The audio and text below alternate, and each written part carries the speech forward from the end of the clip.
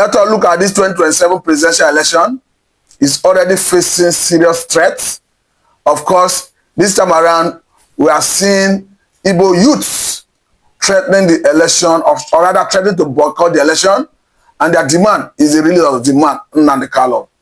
Of course, they have made their position known. Let me quickly get to the source of this before we go further to have a broader conversation on it. This is the Vanguard newspaper. It's saying 2027, Igbo youths threaten election boycott to demand Kanu's release. You go for that to say that the Igbo Youth Forum, a pressure group, has warned that Igbo youths will boycott the 2027 general elections unless the leader of the proscribed indigenous people of Biafra, IPOB, Nnamdi Kanu, is released. Speaking for, I said the national president of the forum, Chief Chinedu Obilo, issued the threat at a news briefing held at the Secretariat of the Abia Council of the Nigerian Union of Journalism in Umuahia on Tuesday. The governor Obilo said that the group shelved its planned protest over Kanu's continued incarceration after its discussion with the Deputy Speaker of House of Representatives, Mr. Benjamin Kanu. He said Kanu assured the group that discussions were with President Bola Tinubu on the IPOB leader's release were ongoing. He said, we believe the president would listen to the cry of Igbo and release Nnamdi Kanu. Of course, from what I just said, it is becoming clear that the people of Igbo tribe, of course, the people from the southeastern part of the country, want the release of the man Nnamdi Kanu. But let me quickly say, what do Nnamdi Kanu stand for in Nigeria? Well, Nnamdi Kanu stands for justice, equity, and fairness. Nnamdi Kanu stands for self-determination.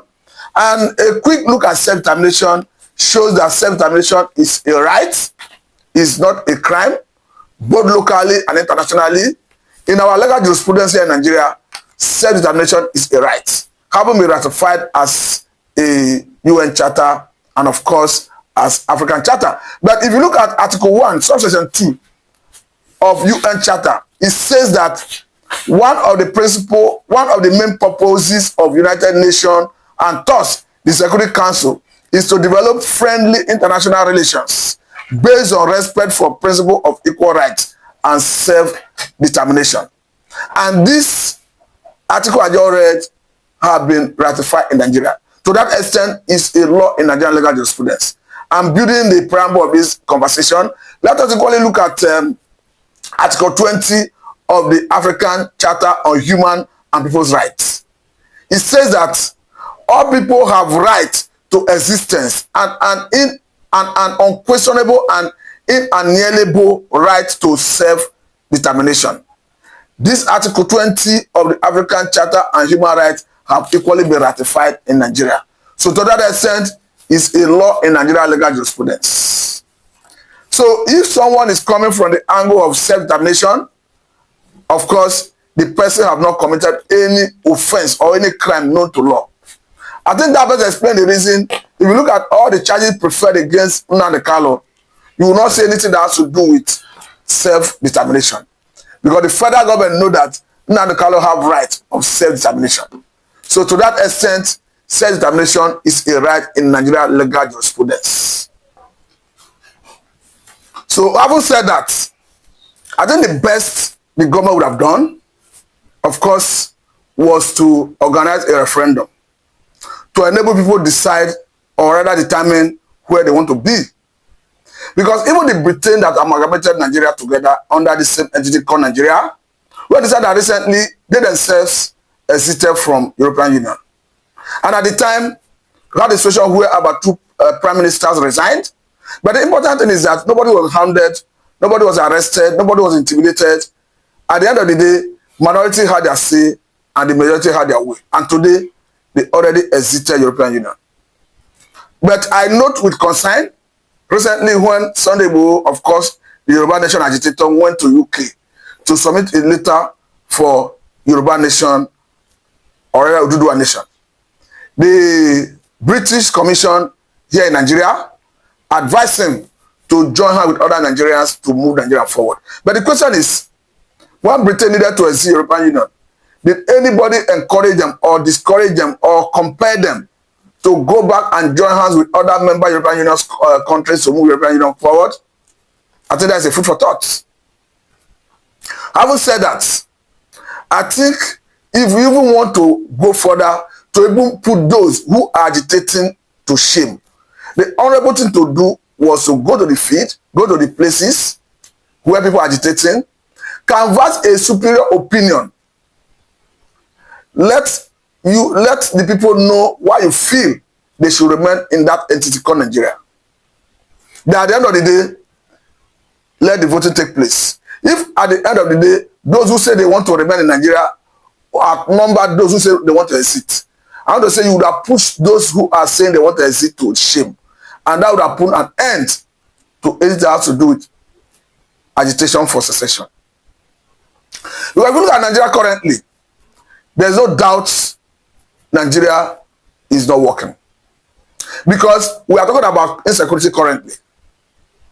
And it's interesting to know that even all the problems we seek to solve now, the solution we already contained in the Aburi Accord. Because one, we are currently yearning for state police. And every effort to make sure that state police work has always been resisted by those who currently benefit from the current fraudulent status quo. But as you have it in that Aburi Accord, state police, you may not call it state police, but a decentralized police was already contained in the Aburi Accord. Still on the issue of insecurity, federal government through the Nigerian Army, Nigerian Police, DSS, name it, with all the intelligence sharing and all the money being voted into the security sector of the country, even with the buying of 12 Tucano jets under the last administration of Muhammadu Buhari, the government have not been able to successfully address the issue of insecurity. And it is of interest to note that even in that same Aburi Accord, a decentralized military was contained in it. And today, people are equally yearning for a solution that was already contained in the Aburi Accord that existed before the Civil War. I do tell people that by providence, God did not create Nigeria as one.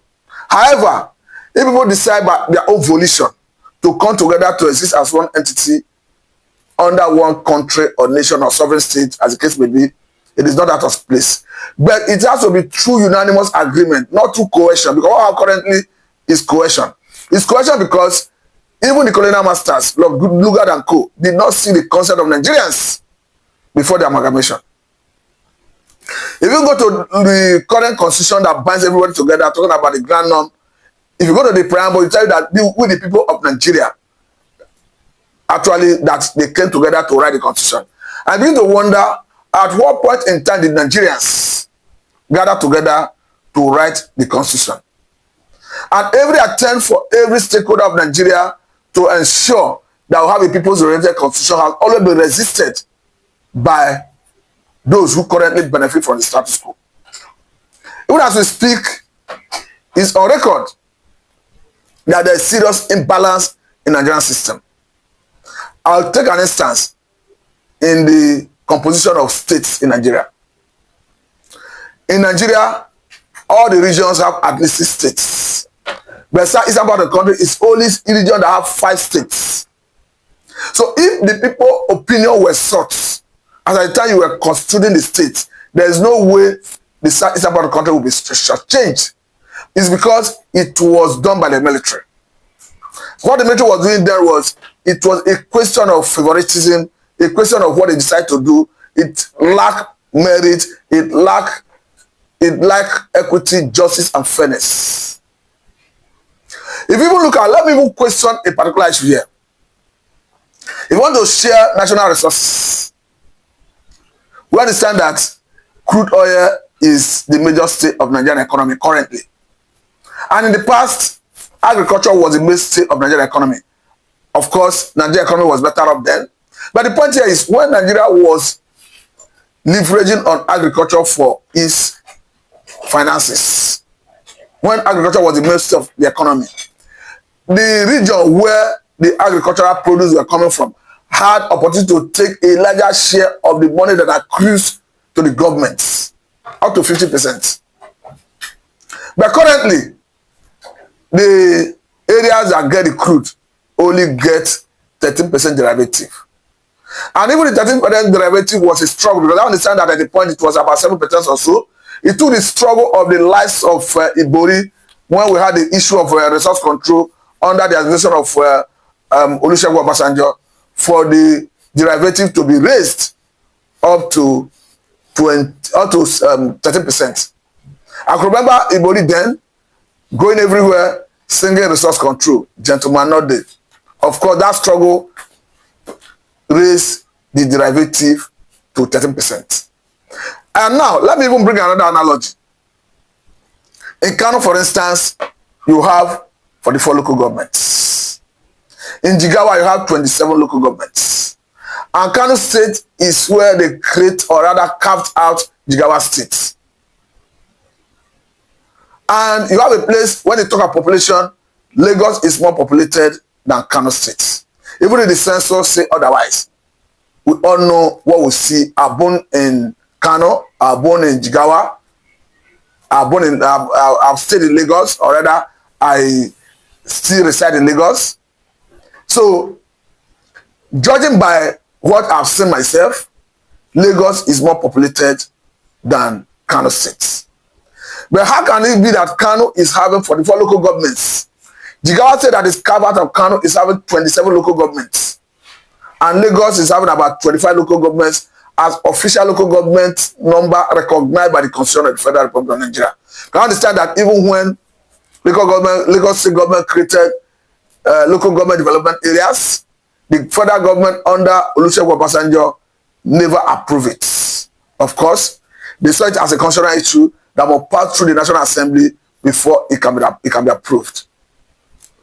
I think that best explains the reason, even as Tinubu's government sought to address the imbalance in revenue that accrues to the federal government coffer through Federal Inland Revenue Service, through all the products that exist in the country, when they wanted to give more recognition to derivation and consumption, they not vehemently resisted it. Because we are looking at consumption, there's no doubt a place like Lagos will consume more.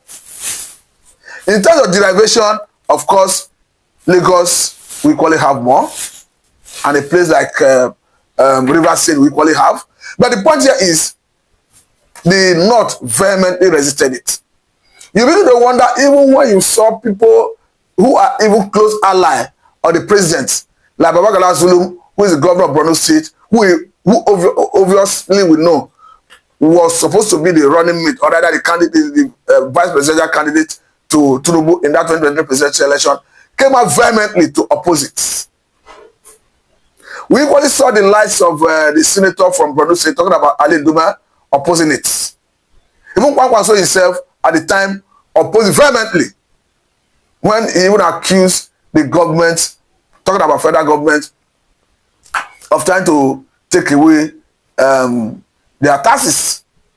So the point here is the North are the greatest beneficiary of the current status quo. I think the reason is not far-fetched, because if you look at how the states were created in the past, the states were created by the military then. And all the, will I say, almost all the former military head of state are from the North. The likes of Ibrahim Badamashi Babangida, the likes of Abacha, the likes of Gowon. I understand that the Olusegun Obasanjo from the southern part of the country, but majority of them are from the northern part of the country. Of course, I understand that it was even Abacha that divided Nigeria into 6 geographical zones. It was Gowon that created 8 additional states. That made Nigeria 12 states. And this is the same Gowon who refused to accept Aburi Accord, who after entering into agreement at Aburi came back to Nigeria and denied everything. He still went further to divide the country into 12 states as a way of even depleting the southeastern region, and even giving people a different ideology or what look like a divide and rule. And that his action is still plaguing southeastern of the country up to date as we speak.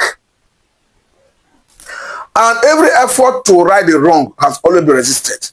Because each time you make any move, what the Northerners will tell you is that go through the National Assembly.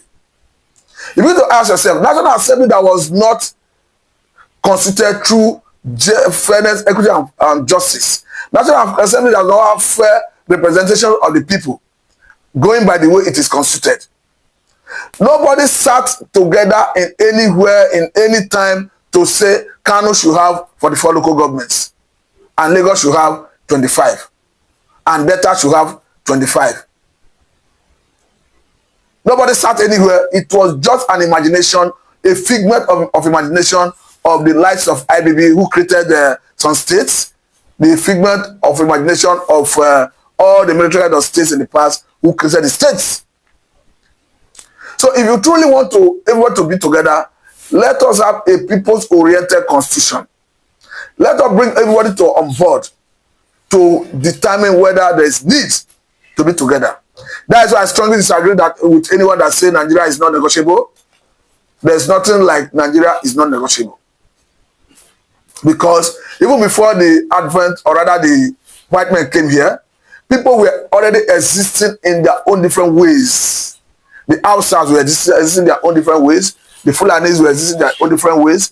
The Igbos, the same thing, the Yoruba, the other ethnic minorities were existing in their own different ways. So there is nothing like Nigeria before them. And people were already existing in their different ways with their own traditional system of governance. So it was Britain that came here and, without the consent of the people, amalgamated everybody together. And today, we are still living with the consequence of that action. And even as Britain will claim to be civilized, I think that civilization is only restricted to their own climb. Because otherwise, what would have expected that they would have encouraged the government to allow the voice of people to be heard. Especially when people raise issue of agitation, the government Britain ought to ask the government to listen and perhaps bring everybody on board to look at people's opinion. Because I must say that, just as the Bible says, can two work together except they agree? So even if you coerce everybody through the instrumentality of coercive power of the government, like we have currently, does that compel people in their minds to work together? Obviously, no.